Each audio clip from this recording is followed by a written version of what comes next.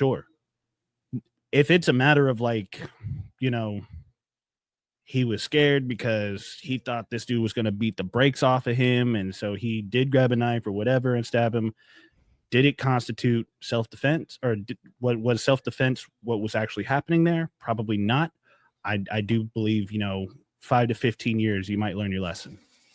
Yeah, You know? sure. And it's crazy to think about, because people will say, "Oh, that's easy for you to say. You aren't in jail."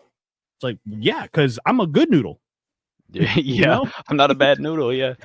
Well, and it's like the other thing too is that, like, the Metcalf family lost a son, but also on the flip side of the same token, if Anthony goes to prison for the rest of his life, the Anthony family is losing a son too. Now, mind you, not the same thing.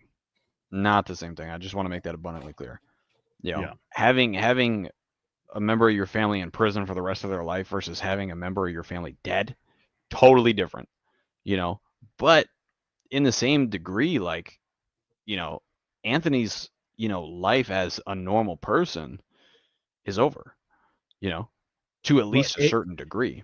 his life as a normal person is already over, Yeah. given the situation, the high profile case that he's going through right now. Yeah. Like, he honestly, and I'll argue to say that the rest of his life, people are going to give him flack because of what happened.